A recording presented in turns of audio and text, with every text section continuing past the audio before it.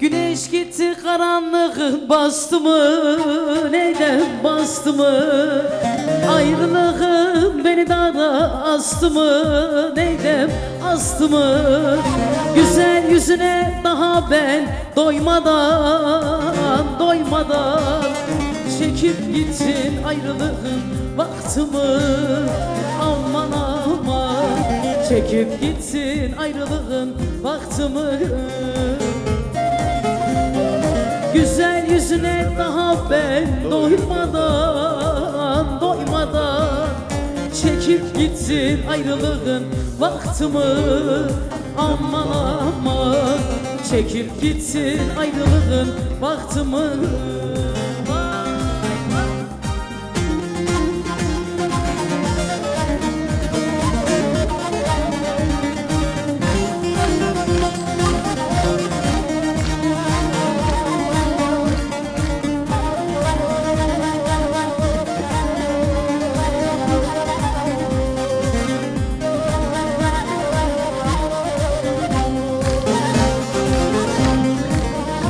Güce artık elim gitmiyor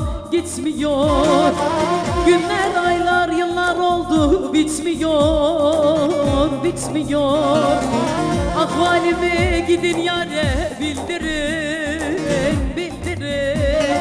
Bu dünyada yerini kimse tutmuyor Aman aman bu dünyada yerini kimse tutmuyor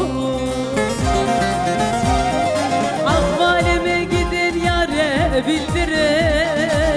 bildirin Bu dünyada yerini kimse tutmuyor Aman aman bu dünyada yerini kimse tutmuyor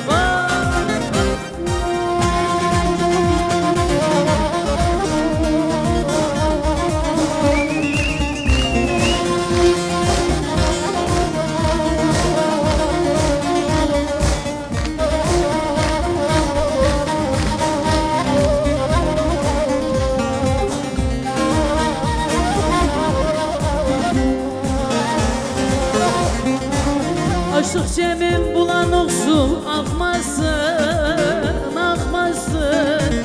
O yar benden başkasına bakmasın Kurban olduğumdan bir dileğim var Sevenlerin yüreğini yakmasın Aman aman sevenlerin yüreğini yakmasın Kurban olduğumdan bir dileğim var Sevenlerin yüreğini yakmasın Aman aman sevenlerin yüreğini yakmasın